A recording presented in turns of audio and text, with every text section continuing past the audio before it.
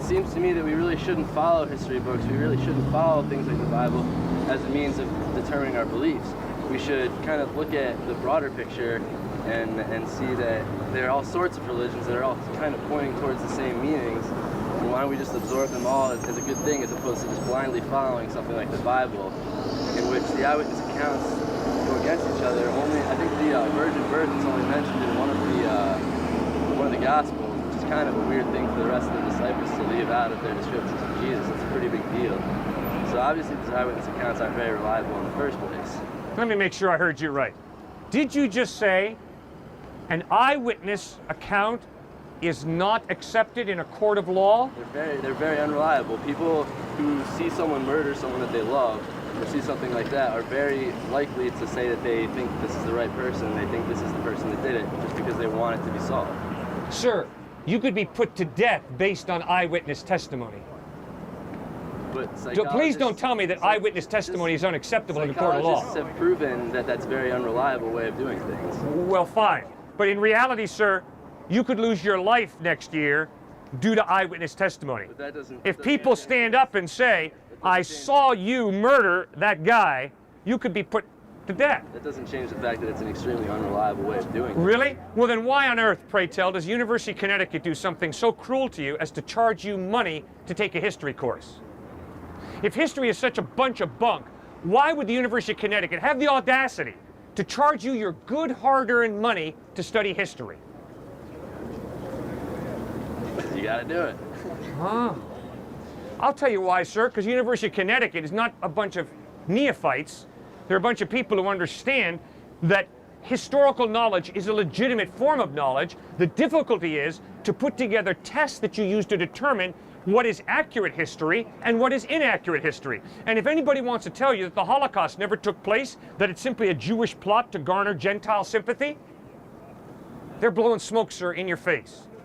The historical evidence is the Holocaust did take place. And guess what? If anybody wants to tell you that slavery never took place in the United States, they're blowing smoke, sir. Because the overwhelming eyewitness testimony is slavery did take place in the United States. Nobody's ever tried to tell me that, though. Good. Because the historical evidence is the Holocaust and slavery did take place. I think it's a little different to compare the Holocaust, in which like hundreds of thousands of people were murdered, to a situation like Jesus, where it's one person. Really? It's kind of... You think Napoleon fought the Battle of Waterloo? Excuse me? You think Napoleon fought the Battle of Waterloo? I don't see what you're getting at. Sir, you made a basic statement. Of course we believe the Holocaust took place, because thousands of people died. Well, sir, history is not just about thousands of people. History is about individuals as well, like Napoleon, like the Duke of Wellington, who duked it out at the Battle of Waterloo. And that's a legitimate historical fact. Why? Because eyewitnesses saw it. These are all real things that occurred. They're not people saying they saw miracles occur. The Battle of Waterloo wasn't a miracle that someone saw happen and said they saw happen. So now we're getting down to your real issue, which is miracles, right? Yeah. Okay, good. Like Jesus could have happened, he could have died, he could have been resurrected, but where do you make the leap of faith to say that this was a miracle and not just something scientific? People are put into the grave nowadays being determined medically that they're completely dead, 100% dead, and they still come out of the grave 3 days later. So are all these people just Jesus coming back to see us? All right. Is that what I can assume? You have a presupposition, and your presupposition is naturalism. And your naturalism tells you it is impossible for a dead person to come back to life. But that's only if there is no supernatural God.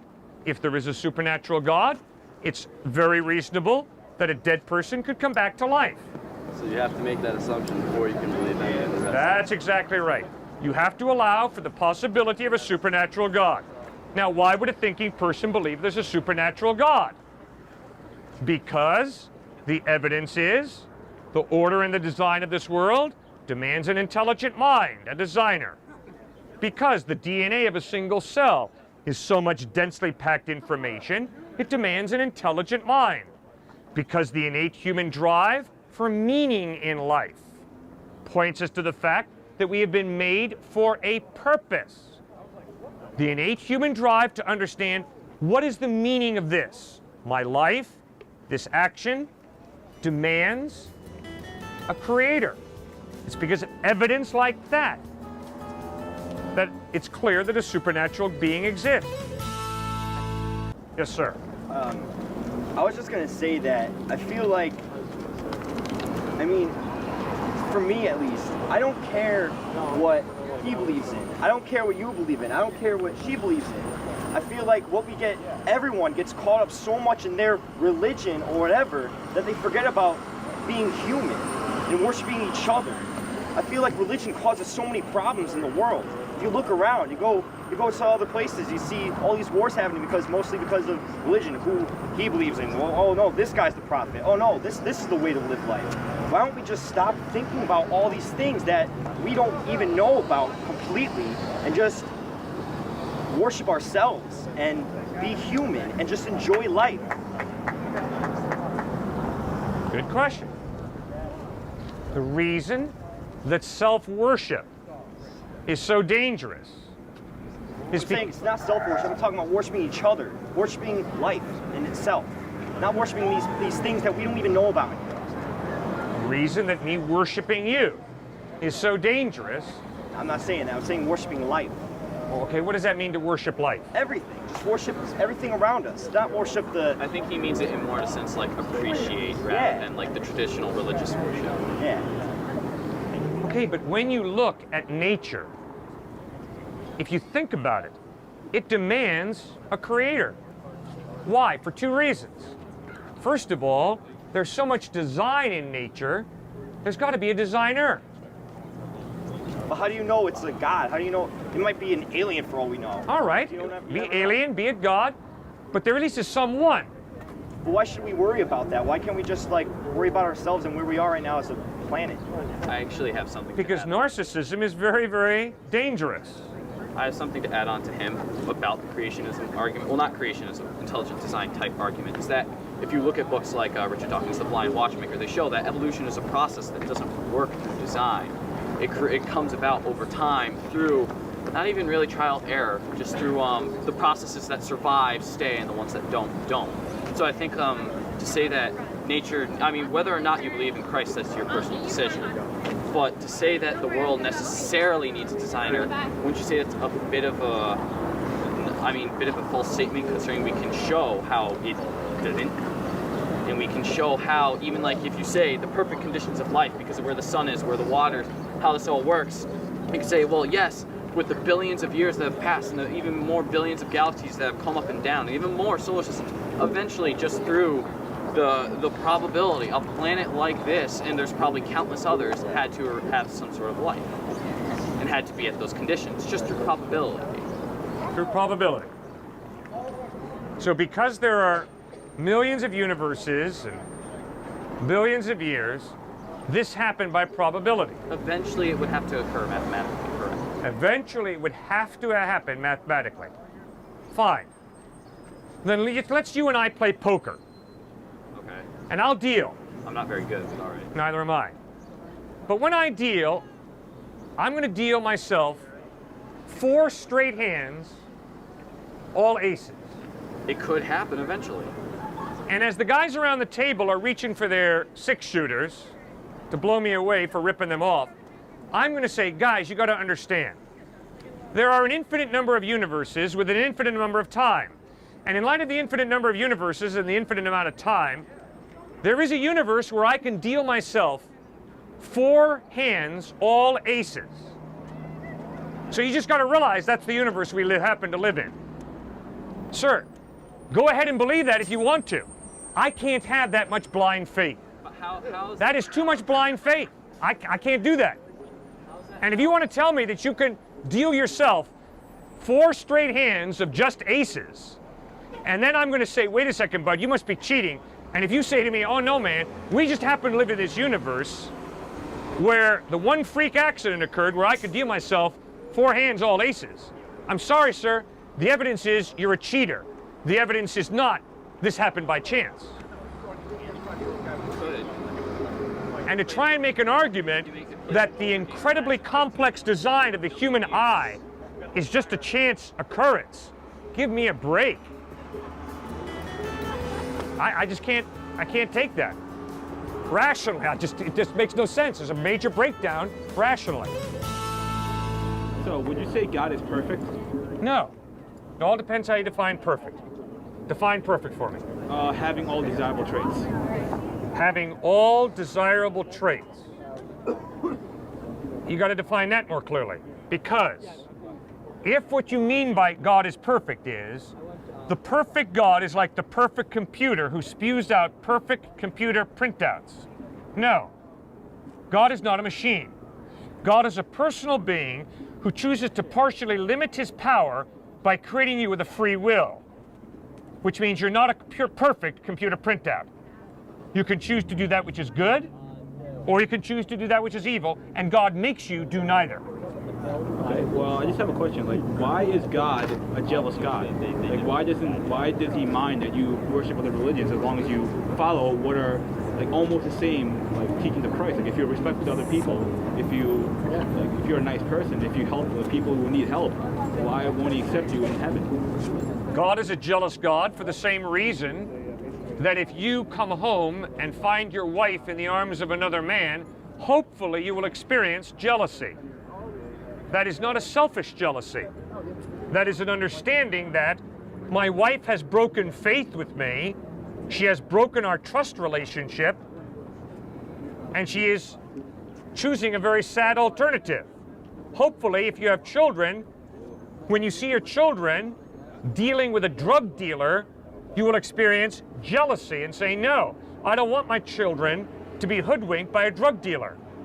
When you love someone, you are jealous for them, which means not selfishly jealous.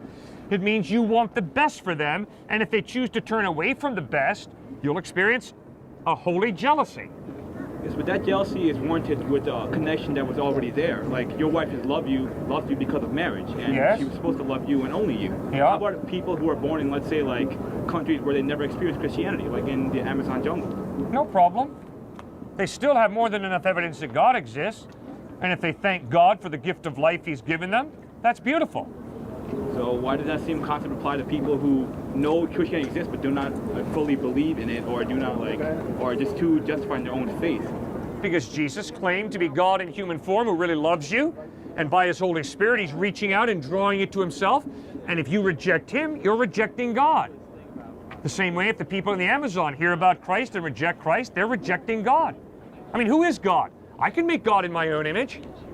I can worship a 6'1" white Anglo-Saxon, but that's a false God. That's a God I've created in my own image. I can create God wrapped in an American flag, but that's a God created according to my own cultural biases. The question is, who is the true living God? Jesus Christ made this audacious claim, I am. Now, the evidence of his life, teachings, death, and resurrection from the dead point to him not being a candidate for a mental hospital. Instead, they point to him being a candidate for your worship. I mean, if you're not going to trust Christ, who's more reliable than Christ, and why? Well, I don't know. I mean, I have read part of the Bible, and I have also read part of the Quran, and I also read the Bhagavad Gita, which is the Hinduism. Great. And I really, they all sound fairly convincing to me. Like, I don't know what to believe. Okay. Well, first of all, I want to thank you, because you've been out here several days, and your attitude and the way you've talked with me has been off the charts fantastic, so I want to thank you for that, okay? Now, what I would plead with you, sir, because of your genuineness, is I respect you for reading the Bhagavad Gita, for reading the Quran, for reading the New Testament. You're right. You're a searcher after truth. You're not just going to blindly believe. Good. Please stay that way. But now, secondly, now you got to start asking yourself the hard question. What does the evidence point to? That's objectively. But then subjectively, cry out, God, if you're there, I want to know you. And sir, if you'll genuinely do that, Christ insists that God loves you so much, he's not going to play hide and seek with you. You'll find him, don't worry. But if you play games, watch out. Keep going, man. You're on the right track. I'm a little confused by your statement. So. What's confusing? I should just to cry out to God and ask him to show himself to me. Yeah. Like how? Like do I just wait around or? Yeah. I don't know how he's going to do it. That's between you and God. I mean, if he really is God, sir, if he really created the universe, he's more than capable of connecting with you.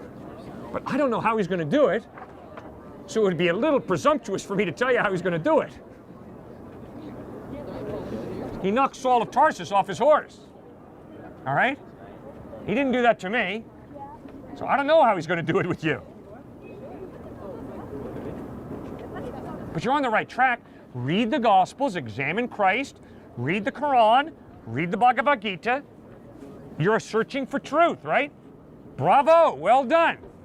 Now ask yourself, does the evidence point to the avatars being reliable?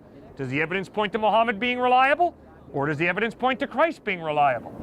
Well, the most reliable text I read was actually David Hume, who is a materialist. The most reliable books you read are by David Hume? Oh, come on. Well, that's the one I believe in the most. That makes the most sense. Okay, fine. Why do you believe David Hume? Because, well, it just makes the most sense about cause and effect. Well, What? he doesn't deny that God exists. He just says that, like, you don't know. So you think that's the most reasonable conclusion? You just don't know? Well, like, I'm going to keep looking, but as of right now, I don't know. Yeah, but sir, you got to live your life. And the way you live your life tells what you believe, that you believe either God does exist or he doesn't exist. It's impossible to be an agnostic. Because you have to make ethical decisions every day. Are you going to cheat? You're going to tell the truth. You're going to date rape? You're going to respect her. You're going to be racist? You're going to respect all people. And you see, those ethical decisions that you and I make every day tell us what we believe about reality. Is this guy valuable enough for me to tell him the truth, even when it would be more expedient for me to lie to him? It's for you to decide. Yeah, but the decision that I make tells you my worldview.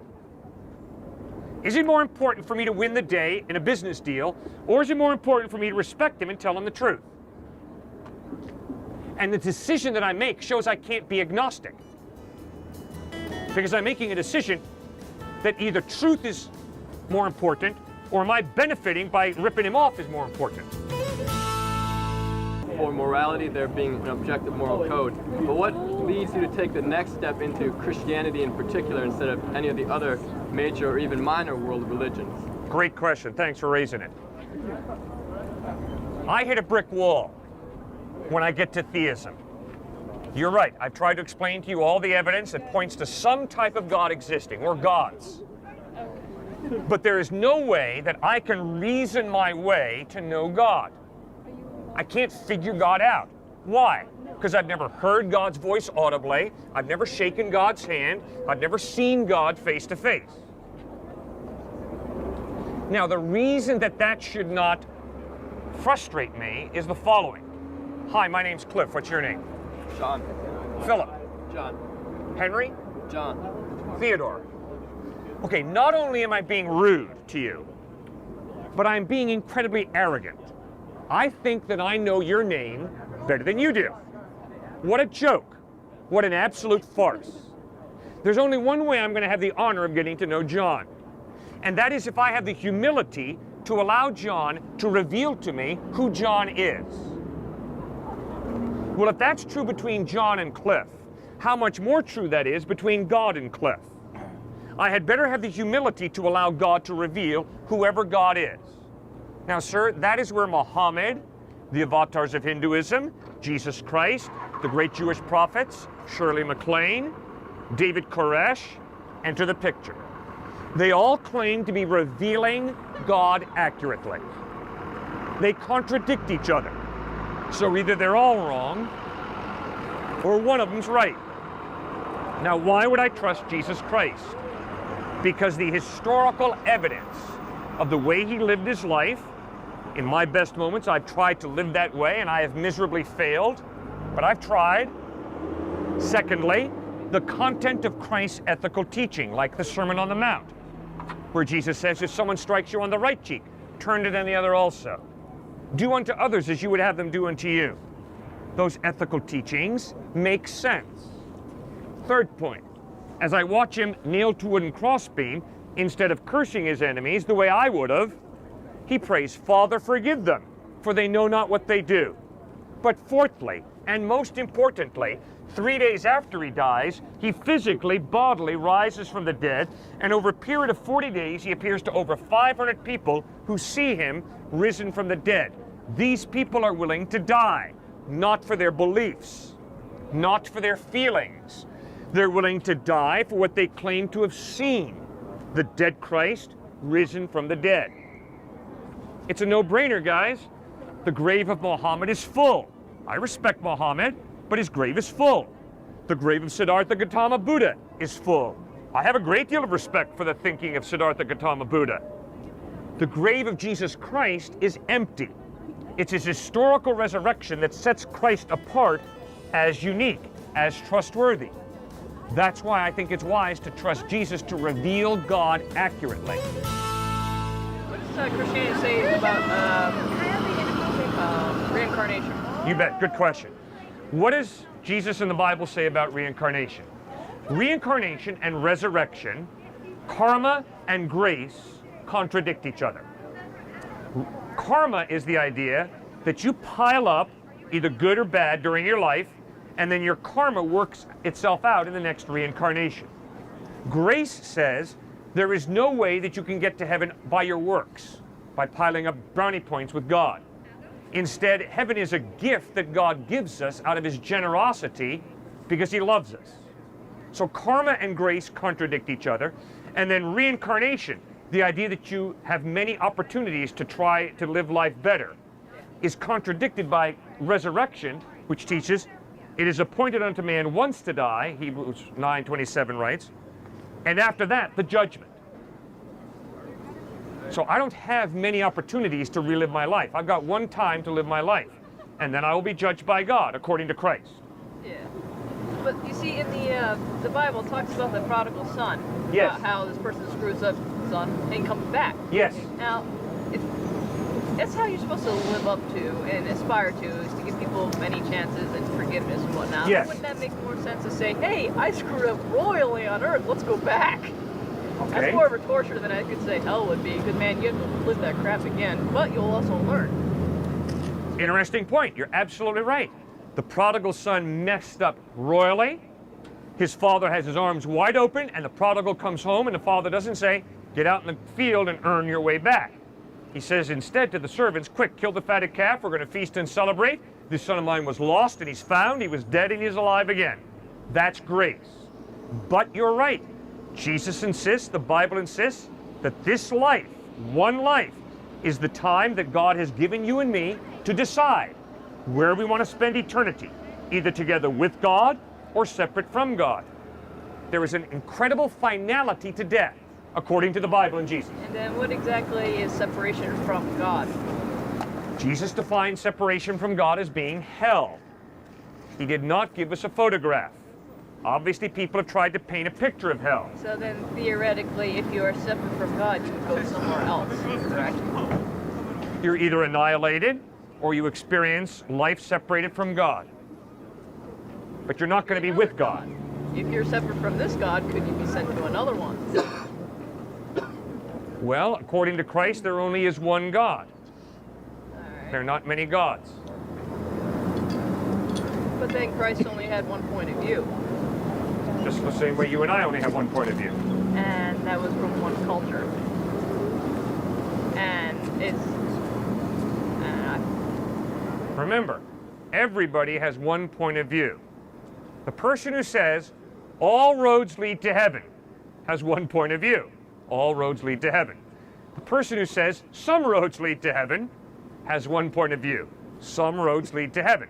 The person who says, one way leads to heaven, has a point of view. One way leads to heaven. So based on all the evidence I see before me, how would you convince me to switch this religion if indeed Christianity is very evangelical in nature? All you have to do is ask yourself, who or what am I living for? And secondly, what is the evidence that what I'm living for is true? Then you need to look at Jesus Christ by reading the Gospels of Matthew, Mark, Luke, and John, and ask yourself, is there not more evidence of his life, teachings, death, and resurrection that point to Christ being credible and reliable than there is evidence that the object that I've put my faith in, whatever that object is, and obviously I don't know for you, you have to answer that for yourself, Is there not more evidence that Jesus Christ is reliable as opposed to the object I've chosen to put my faith in? Let me give you one quick example. And I don't know that this is true of you, obviously, because I don't know you. But many people say to me, Cliff, unless you can scientifically prove it, it's not true. Not necessarily. Okay, but do you realize what a philosophy that is? That is a faith. Because all you've got to ask that person is, would you please scientifically prove to me that unless you can scientifically prove something, it's not true? You see, science is a wonderful branch of knowledge. But there are so many philosophical questions in life, it's incredible. And yet there are many Americans who are making this incredible mistake of saying, well, my faith ultimately is in science.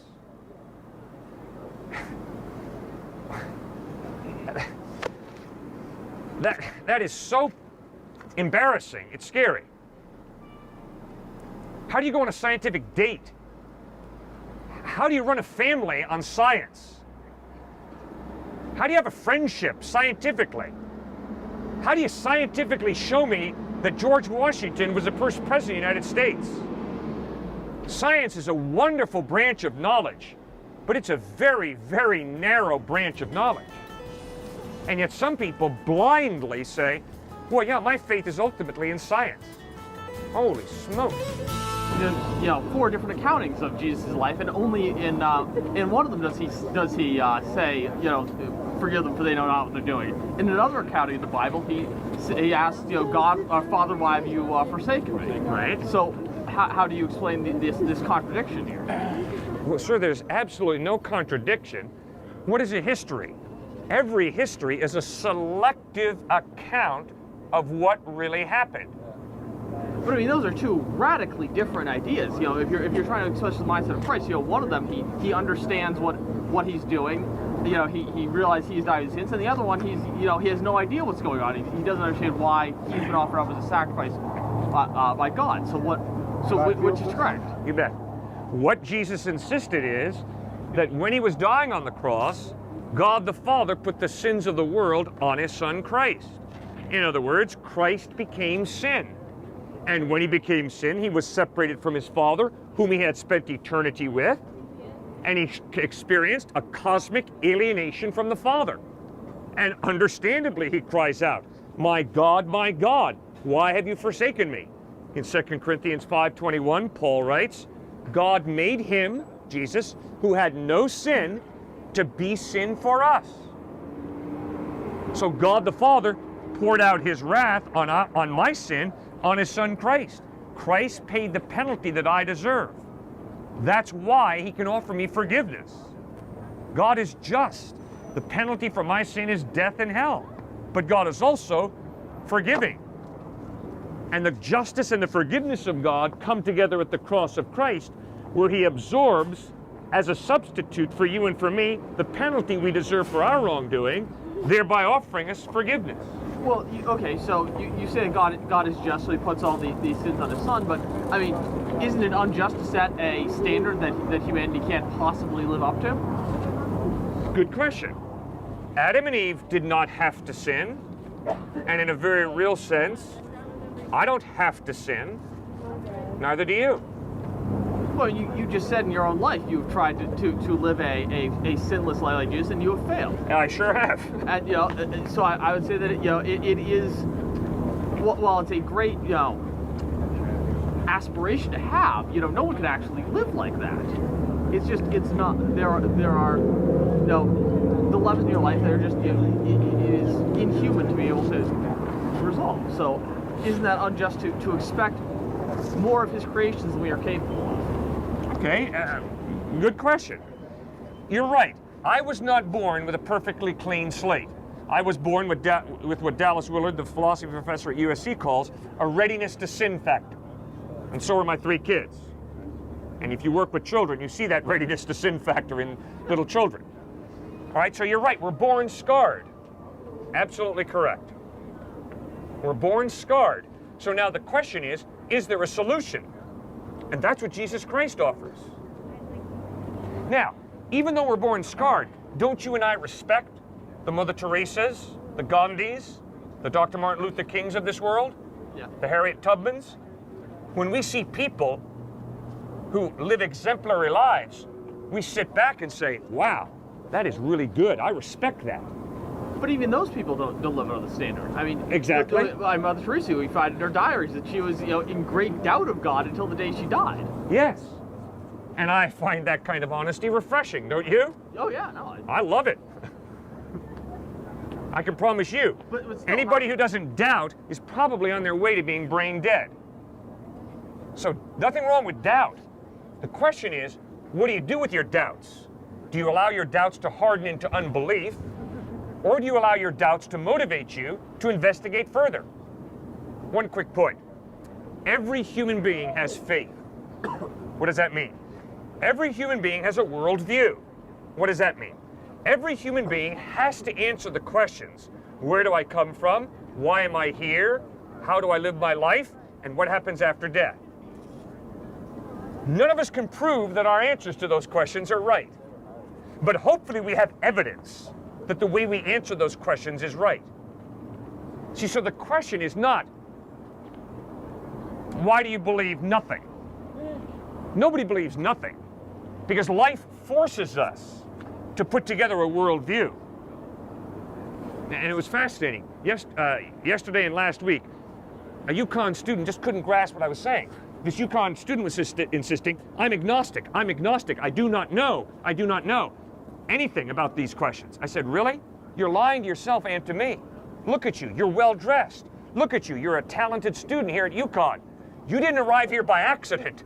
You have priorities, you have motives, you have a worldview. So get in touch with your worldview. Get in touch with what motivates you, what you're living for. Because you wouldn't be here by accident, that's for sure. But sorry, you still haven't really answered my question. Why would God set a standard we can't live up to if we are His creations? Well, Adam and Eve were more than able of living up to that standard. Now, that standard doesn't change, because you see, the standard that God sets is His character, which is eternal. Okay. That standard is justice, compassion, goodness. So you're saying that our problem is original sin? That's part of it. But I can't blame my grandparents, because to be honest with you, sir, I have done that which I knew was wrong. Okay. And I can't, I've been proud, I have lusted, I've been greedy, I've had sexist attitudes, I've had racist attitudes, and my African American brothers and sisters and my fellow human beings who happen to be women have had to help me work through some of those attitudes and help correct me.